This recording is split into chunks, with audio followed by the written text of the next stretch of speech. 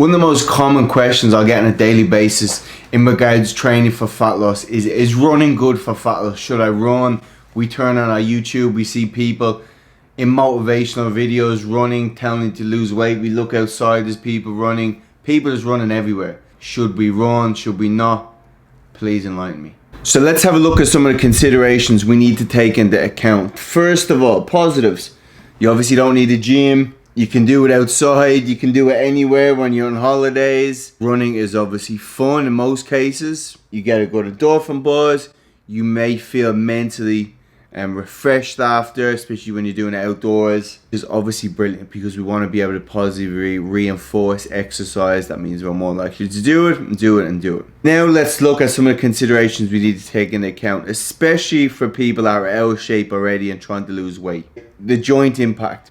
For every stride, it's theorized that it's around 3 times your body weight going through each leg. So each leg, when it lands, it's 3 times your body weight. That obviously is going to be high impact through your joints, your ligaments, your tendons, especially if someone's kind of deconditioned, out of shape, where the muscles are not strong enough to be able to absorb that force when we run. Thus, you're going to get higher joint impact. When we look at training, the focus should be on restoration and should be on building our body up, not breaking it down and stressing it out in the hope of burning a few calories. There's smarter ways to train if you look at calorie burn versus the high impact, because again, when we look 10, 20 years, where's your ankles, your knees, your hips going to be? We want them in a good condition rather than having to go get a knee replacement simply because we're stubborn enough and we used to run through our injuries. Obviously, being out of shape, then if we look at someone who's, say, 100 kilos, 3 times their body weight, that's 300 kilos going through their joints every time they land. Look, if we think the amount of steps in a run, that's hundreds and thousands of steps, and that joint force per week or how often you run. Same way, feeding back into that previous injuries. A lot of people have previous ankle injuries, ankle sprains. They may have previous knee injuries, hip injuries.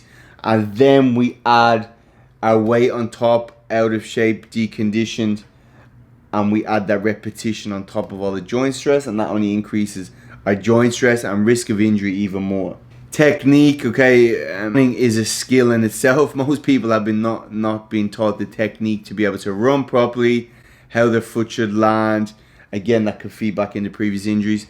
How they should push off, how their arm swing should be. Again, all feeding back into, if you do bad technique in the gym, you're increasing your risk of injury the same way when it's due to running. Lack of fitness. Most people will jump straight off the couch like they probably did during the COVID and try to run a few Ks. Well, you are not conditioned to be able to do that. If you're looking at increasing your aerobic fitness, to do so, we kind of want a heart rate in that 130 to 150 zone. Guarantee people who are, and I've done it myself, go to try run 2-3 K straight off the bat.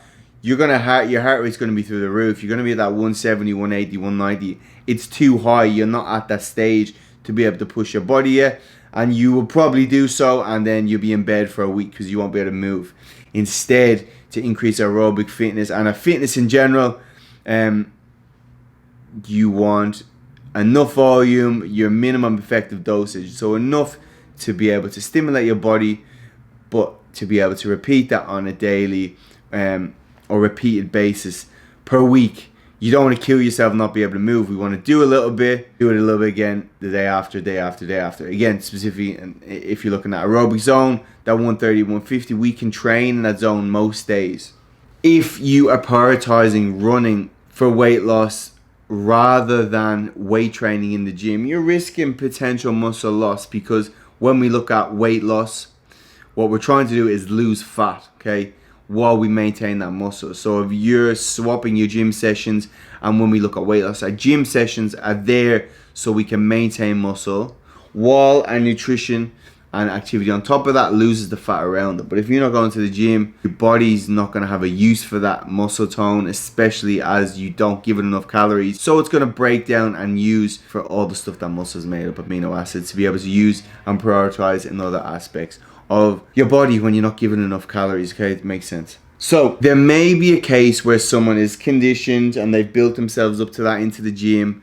The old saying is you don't need to run to be fit, but you need to be fit to run. So someone may have got to the stage where they've conditioned their body in the gym with weight training, on machines, etc., built their body up, looked at the technique. Then they may be at the stage to be able to run. Okay, probably not every day, because I don't think that stress is probably good for anyone, but maybe once or twice a week. That's absolutely no problem.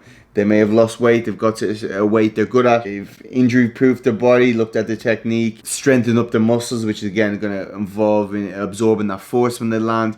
They may be at the stage where they can enjoy the benefits of running without necessarily the negatives.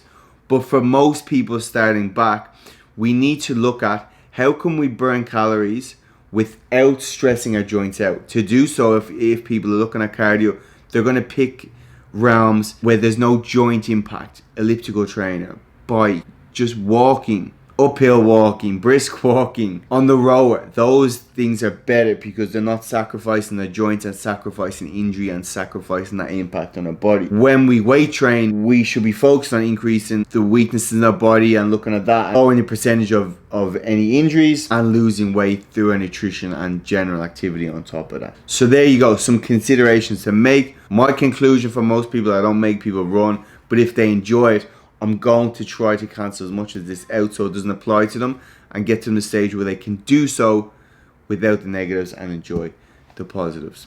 So there you go. Weight train, general activity where it's not stressing your body out or increasing your risk of injury, sort your nutrition out, and then if you want to get to the point, take all that on board.